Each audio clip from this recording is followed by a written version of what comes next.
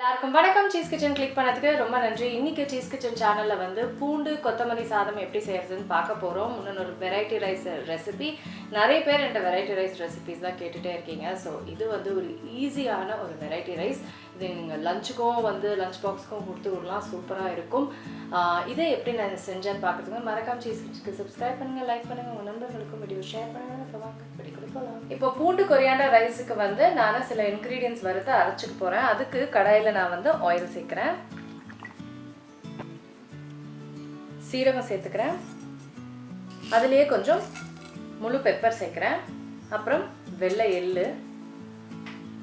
இது எல்லாத்தையும் வந்து ஒரு ஃபியூ செகண்ட்ஸ்க்கு சாட்டே பண்ணிக்கிறேன்.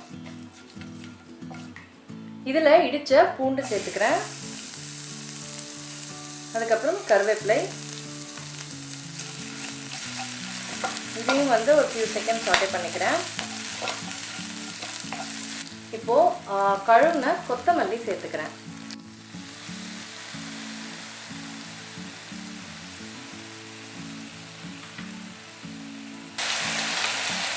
புளி, பச்சை மிளகாய், அப்புறம் காஞ்ச மிளகாய். இதை வந்து நல்லா வதக்கிக்கணும்.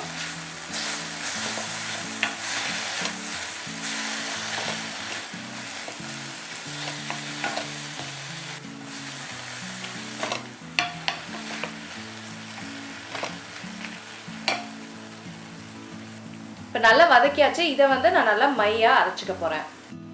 இப்போ கடாயில் வந்து நான் ஆயில் சேர்க்குறேன். ஆயிலில் கடுகு சேர்க்குறேன்.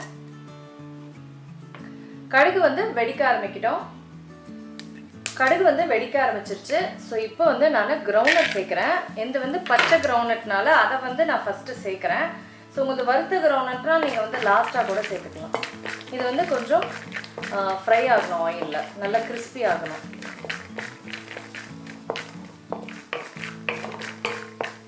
அது வரைக்கும் நம்ம வந்து இதை கொஞ்சம் ஃப்ரை பண்ணிக்கணும்.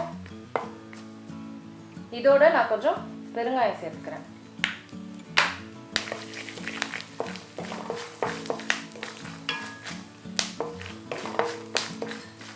இப்போ கிரவுண்ட்நட் வந்து ஒரு 90%க்கு நல்லா கிறிஸ்ப் ஆயிடுச்சு. இப்போ உளுத்தம்பருப்பு சேர்க்குறேன், கடலைப்பருப்பு.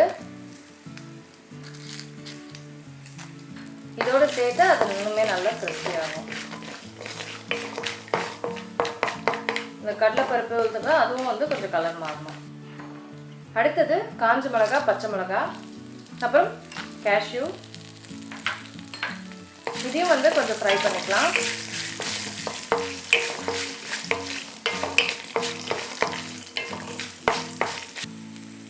இப்போ இந்த அரைச்ச இந்த கொரியாண்டர் தொக்கு வந்து சட்னி வந்து நான் ஆட் பண்ணிக்கிறேன். இதில் உப்பு சேர்த்துக்கிறேன்,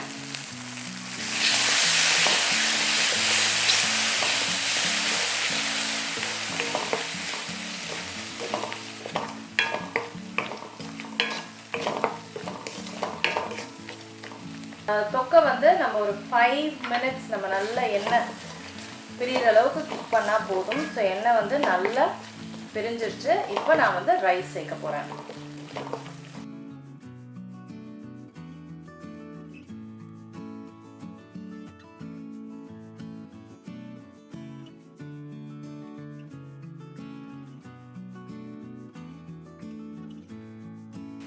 ஸோ இப்போ இதில் கொஞ்சம் கீ சேர்த்துக்கிறேன்.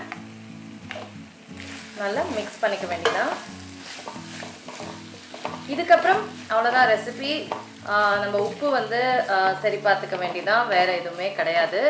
ரொம்ப ஈஸியாக செய்யக்கூடிய பூண்டு கொரியாண்டர் ரைஸ் ரெடி ஆயிடுச்சு. சாதாங்க பூண்டு கொத்தமல்லி சாதம் ரெடி ஆயிடுச்சு. ரொம்ப டெலிஷியஸாக இருக்கும். கண்டிப்பாக இதை ட்ரை பண்ணி பாருங்கள். நான் உங்களை சீக்கிரமாக அடுத்த வீட்டில் சந்திக்கிறேன். வணக்கம். இருங்க எங்கே போகிறீங்க? இந்த 2 வீடியோஸும் கண்டிப்பாக உங்களுக்கு பிடிக்கும். கிளிக் பண்ணி பாருங்கள்.